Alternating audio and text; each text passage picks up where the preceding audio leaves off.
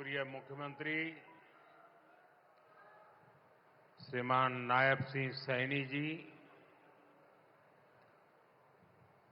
केंद्रीय मंत्रिमंडल के मेरे सहयोगी मनोहर लाल जी, राव इंद्रजीत सिंह जी,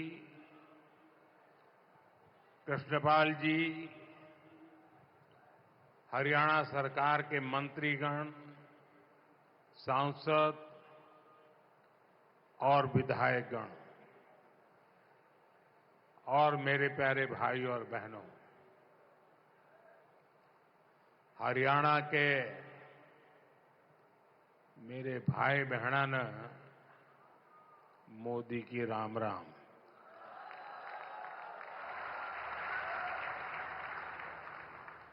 साथियों, आज मैं उस धरती को प्रणाम करता हूं जहां मां सरस्वती का उद्गम हुआ, जहां मंत्रा देवी विराजती है, जहां पंचमुखी हनुमान जी है, जहां कपाल मोचन साहब का आशीर्वाद है,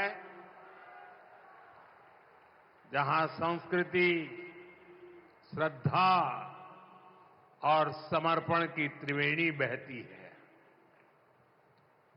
आज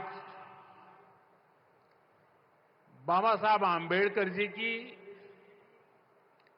135वीं जयंती भी है। मैं सभी देशवासियों को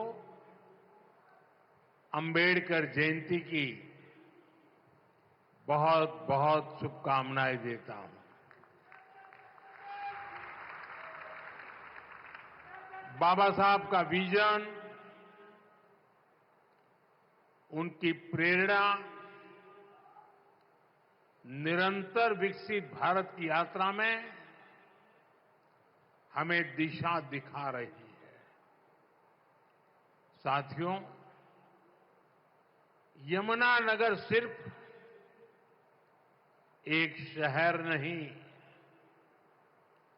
ये भारत के औद्योगिक नक्शे का भी अहम हिस्सा है।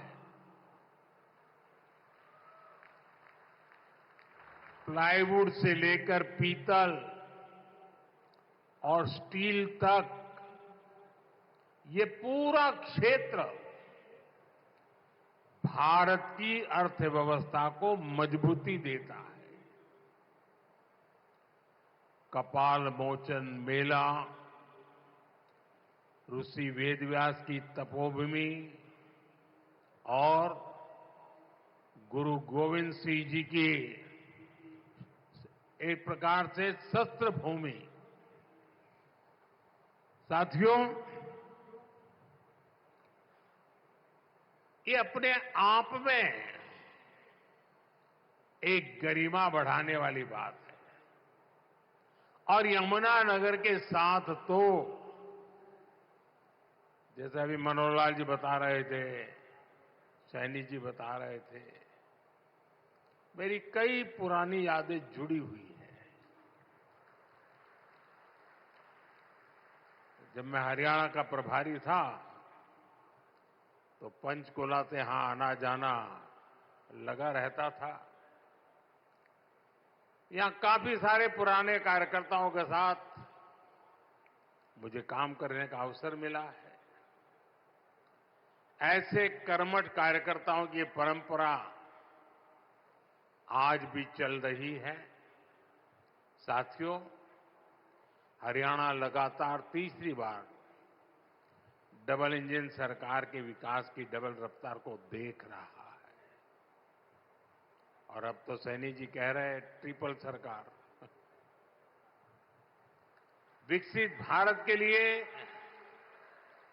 विकसित हरियाणा, ये हमारा संकल्प है। इस संकल्प की सिद्धि के लिए, हरियाणा के लोगों की सेवा के लिए, यहां के युवाओं के सपनों को पूरा करने के लिए हम ज्यादा स्पीड से,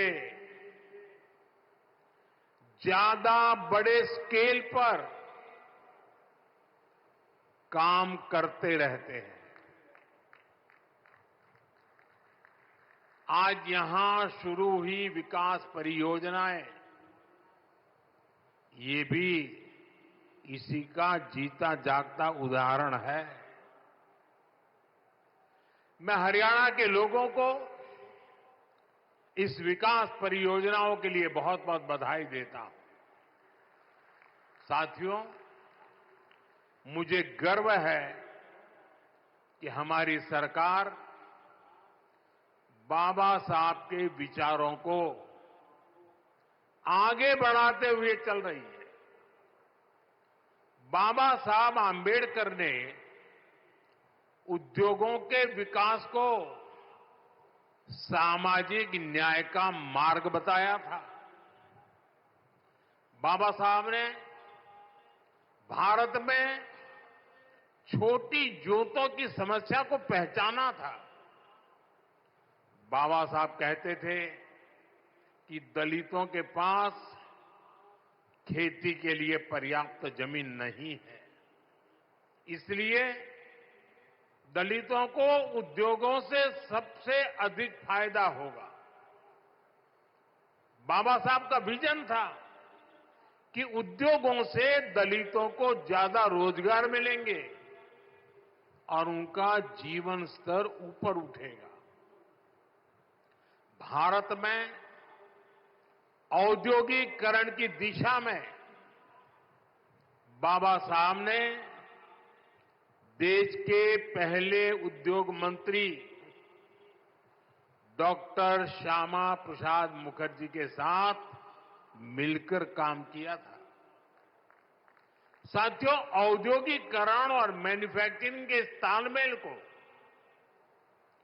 दीनबंधु चौधरी छोटू राम जी ने भी गांव की समृद्धि का आधार माना था।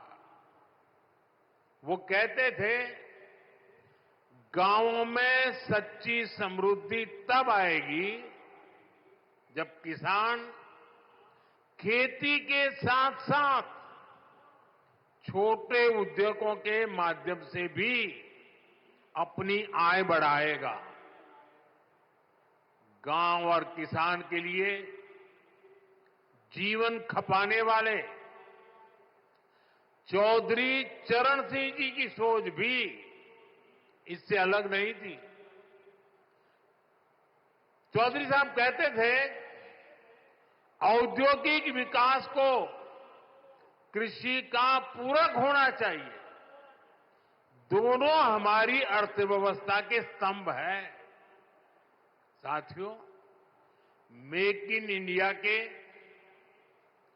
आत्मनिर्भर भारत के मूल में भी यही भावना है, यही विचार है, यही प्रेरणा है। इसलिए हमारी सरकार भारत में मैन्युफैक्चरिंग पर इतना बल दे रही है। इस वर्ष के बजट में हमने मिशन मैन्युफैक्चरिंग की घोषणा की है।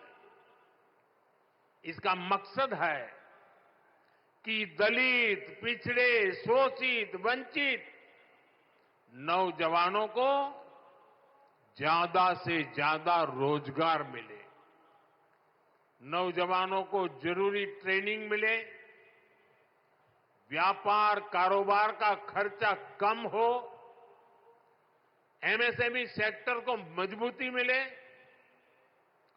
उद्योगों को टेक्नोलॉजी का लाभ मिले